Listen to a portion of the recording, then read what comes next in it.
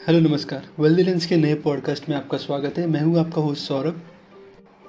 आज का स्टॉक है तानला प्लेटफॉर्म। उदय रेड्डी जी ने पिछले 22 साल से इस पेनी स्टॉक को मल्टी बैगर बनाया है। ऐसा क्या करती है तानला प्लेटफॉर्म और इस पेनी स्टॉक को ऐसा क्या हो गया जिससे ये मल्टी बैगर बना है, ले जानते हैं। कंपनी एक क्लाउड कम्युनिकेशन प्रोवाइडर है जो एनेबल करता है बिजनेसेस को to communicate to the customers और इंटेंडेड रेसिपिएंट। अब मैं अपनी कंपनी कुछ की पॉइंट्स बताता हूँ। Company is world largest CPaaS player.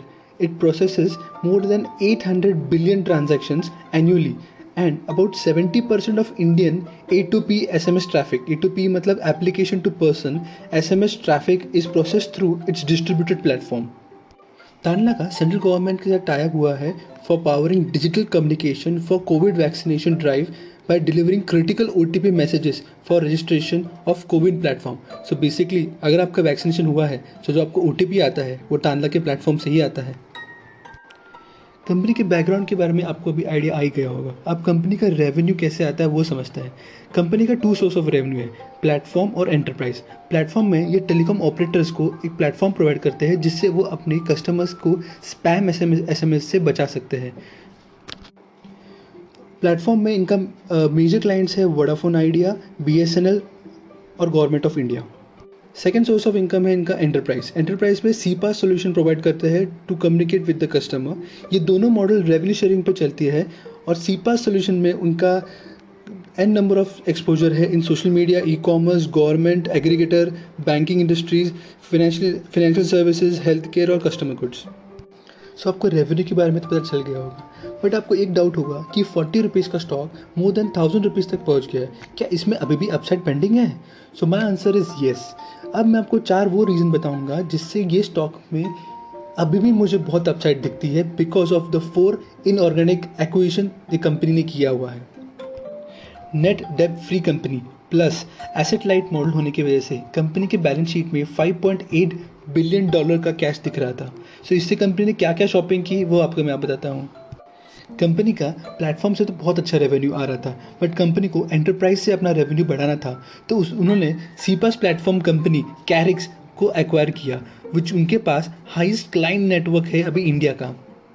Second reason, company ने artificial intelligence powered omni channel marketing automation platform बनाया name as Gamooga. This is into push messaging, in app notification, web banner, web push, email, SMS। और आप जानते हो Gamooga platform का client base कौन है? Swiggy, Zoomcar, redBus, Nyayika, Chai Point, Titan, Motilal Oswal etcetera. TRAI ने सारे टेलीकॉम ऑपरेटर्स को वार्न किया था कि स्पैम SMS बहुत बढ़ रहे हैं और इसकी वजह से बहुत सारे फ्रॉड्स बढ़ रहे हैं। सो तानला प्लेटफॉर्म ने माइक्रोसॉफ्ट के साथ कोलैबोरेट करके ब्लॉकचेन टेक्नोलॉजी पे एक प्लेटफॉर्म बनाया जहाँ पे स्पैम SMS अवॉइड हो सकते हैं और ये प्लेटफॉर्म का नाम है true block. True block telecom operators को बहुत पसंद आया। इनके करंट क्लाइंट बेस है वोडाफोन आइडिया, BSNL और भारती एयरटेल। कंपनी ने इस प्लेटफॉर्म को पेटेंट करा के लिया है और company 70% of Indian message traffic manage करती है थ्रू दिस प्लेटफॉर्म। रिसेंटली उन्होंने DU नेटवर्क जो UAE का मेजर टेलीफोन ऑपरेटर है उनके साथ भी कोलैबोरेशन किया हुआ है।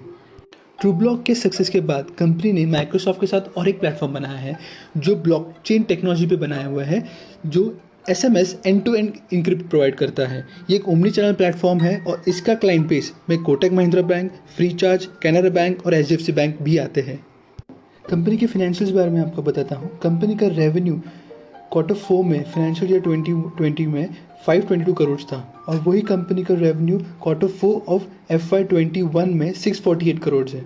ऑलमोस्ट मोर देन 150 करोड़ का गैप अप हुआ है।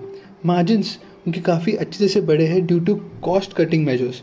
मार्जिन इनका Q4 FY20 में था 12.4%, सो Q4 FY21 में है 18.7%। कंपनी एक लॉस मेकिंग कंपनी थी। Q4 FY2020 में कंपनी का लॉस था 89 करोड़ का, वहाँ से कंपनी प्रॉफिट में आई है। Q4 FY21 में 102 करोड़ का उन्होंने प्रॉफिट बनाया है।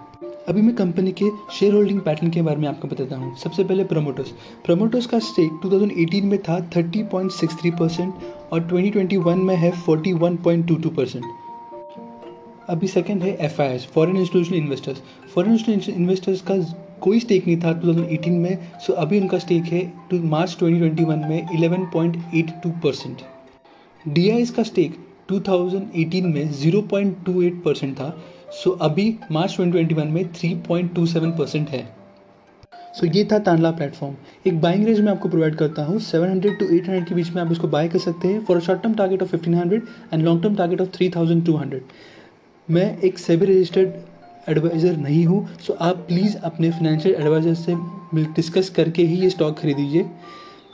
Thank you so much for listening. This is Saurabh from wealthy lens. Please do subscribe to our Instagram handle wealthy lens, और हमारी पॉडकास्ट हैंडल्स को भी सब्सक्राइब कीजिए जो स्पॉटिफाई और गूगल पॉडकास्ट पर चल रहे हैं। Stay home, stay safe, will catch you up in the next clip.